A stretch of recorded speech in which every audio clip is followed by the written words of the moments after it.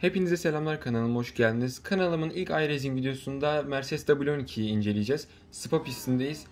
Öncelikle bu videoyu çekmeme yardımcı olan ve bu aracı almamı sağlayan Berk abiye buradan çok teşekkür ediyorum. Sağ üstte kanalını bulabilirsiniz onun da. Araca gelecek olursak sağ altta aracımızın ayarlarını yapabildiğimiz bir menü var. Burada bütün ERS ayarlarını, aracın gücünü vesaire ayarlayabiliyoruz. Aracın fren dengesini falan ayarlayabiliyoruz. Şöyle, ben F1 2021 oyununu fazla oynadığım için, yani iRacing'e pek alışkın olmadığım için bu videoda aşırı derece böyle deli manyak turlar görmeyeceksiniz. Sadece aracı göstermeye yönelik bir video olacak.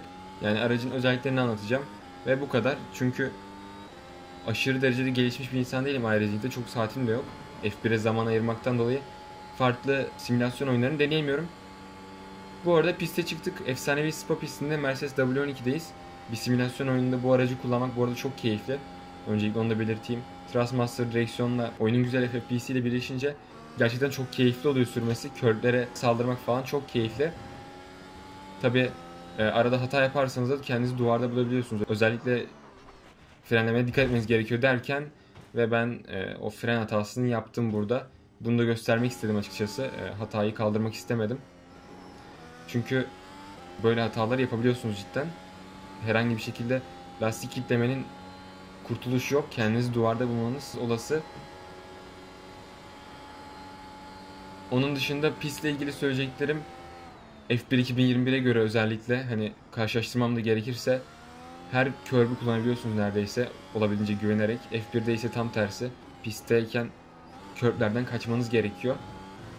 Bu da yani körplere saldırabilmeniz aracın daha da güzel hissiyat vermesini sağlıyor. Çünkü dediğim gibi oyunun verdiği feedback, direksiyona verdiği feedback aşırı güçlü ve çok gerçekçi. Böyle olunca körblerin üzerinden geçerken her noktayı bile hissediyorsunuz ve aşırı keyifli oluyor. Belçika pistindeki ilk turumuza da çıkıyoruz, demin attığımız out lap'ten sonra, çıkış turundan sonra. Burada tabi tekrardan F1 ile karşılaştıracak olursak pist eğimine kadar doğru yapıldığı için aşırı farklı geliyor bana. Yani bazı virajları alması çok daha zor eğimden dolayı. Onun dışında aracın hızından bahsedeceğim biraz. Benim sanırım tek beğenmediğim yönü bu oldu. Hani gerçek hayattaki W12 2020'den sonra gelen regülasyonlarla birlikte aşırı yavaşlamıştı. 1,5-2 saniyelik bir yavaşlık vardı geçen seneye göre.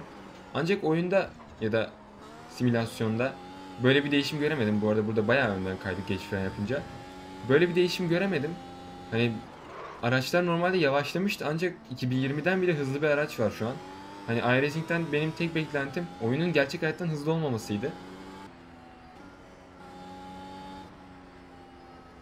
Bunun destansı bir etkisi var. Yani setup iyi olursa inanılmaz hızlı gidiyor araç. 1.40 sürelerini gördüm ben e-sporcularda. Belki 1.39 atan bile vardır. O kadarını görmedim ama yani atan varsa da şaşırmam açıkçası. Tabii ben dediğim gibi bu simülasyonda hani top noktayı oynamadığım için 1.44, 1.43'lerde dolanıyorum şu an. Ki zaten kullandığım çizgilerden de görüyorsunuzdur. Daha hala çizgilerde şaşırıyorum. Nerede fren yapacağımı falan bilmiyorum. Gerçekten F1'e göre bir hayli zor. Özellikle diğer serileri de denemem lazım sanırım. W12'de böyle zorlanıyorsam aracın kontrolünün daha zor olduğu serilerde neler yaşarım acaba? O da merak konusu.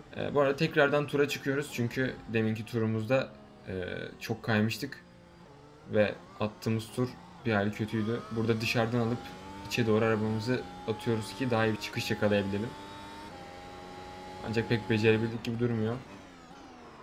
İşte lastik kilitleyince görüyorsunuz. Araç sağ ön lastiği kilitlediğim gibi dengesi kayboldu ve bir anda durmamaya ve ön tarafa doğru atılmaya başladı. Böyle olunca da herhangi bir şekilde viraj alamıyorsunuz. O yüzden frene basışınız çok önemli.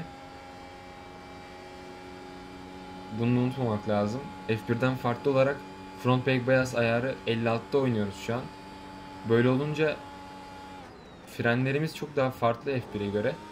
Ben F1'de yaptığım freni burada yapmayı denesem büyük ihtimal duvarda bulurum kendimi. Hiçbir şekilde aynısını tekrarlayamıyorsunuz. Bu arada demin gördünüz mü bilmiyorum da yolda giderken siyahlık vardı. Orada lastiğimizi kilitlemiştik bir tur öncesinde. Bu da güzel bir detay olmuş. yine F1'in yapmadığı şeylerden bir tanesi. Bu oyun 2008'de falan çıktı.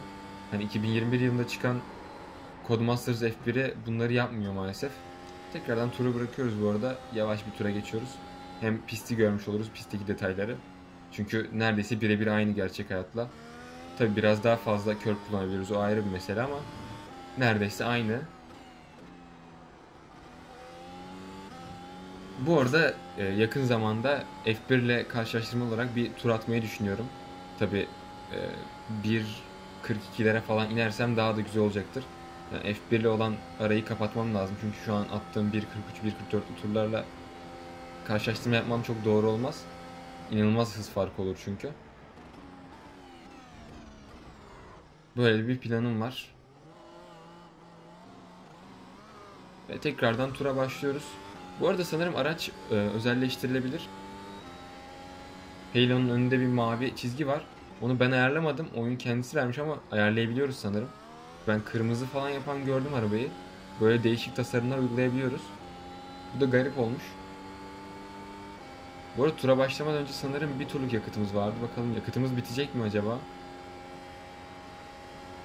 Öyle bir ihtimal de var.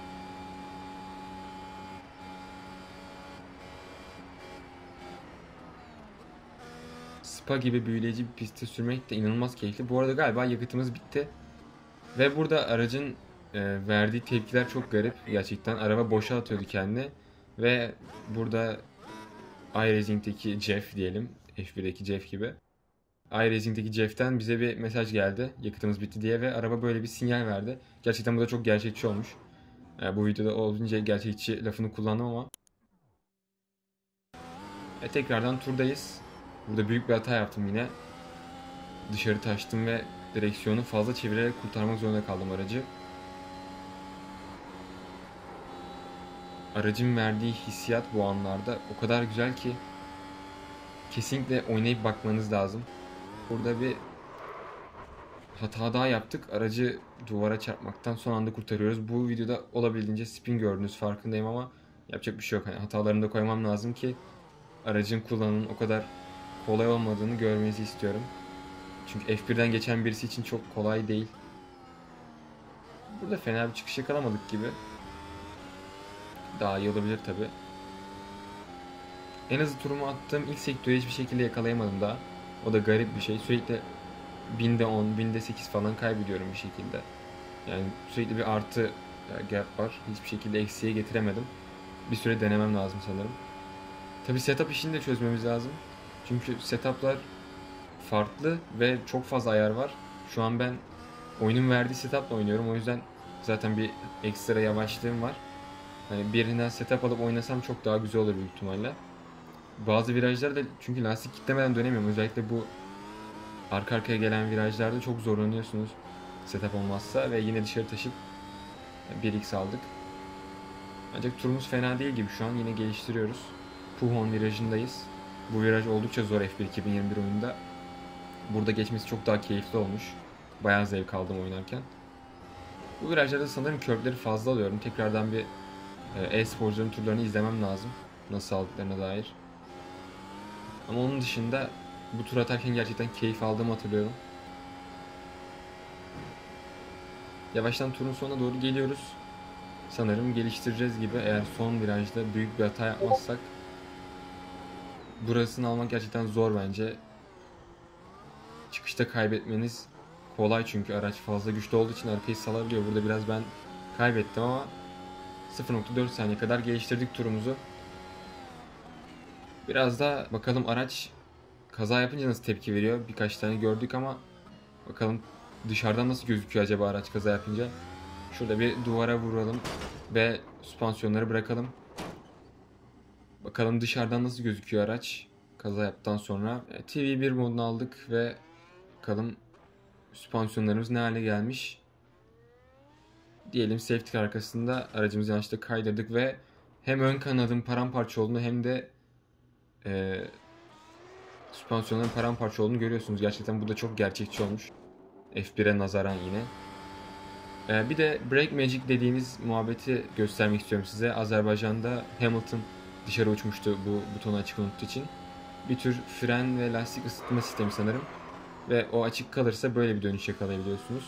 Bütün lastikleriniz kilitleniyor ve hiçbir şekilde duramıyorsunuz. Aynı şeyi bir diğer virajda da deneyeceğim. Bakalım burada nasıl olacak. Burası çok daha zor bir viraj ve duramayıp kumlardan duvara doğru dalıyoruz. Bu videoluk bu kadar olsun. Videoyu beğendiyseniz beğenmeyi, beğenmediyseniz beğenmemeyi ve kanala abone olmayı unutmayın. Gerçekten destekleriniz benim için çok önemli. Benden bu kadar olsun. Diğer videolarda görüşmek üzere. Bay bay.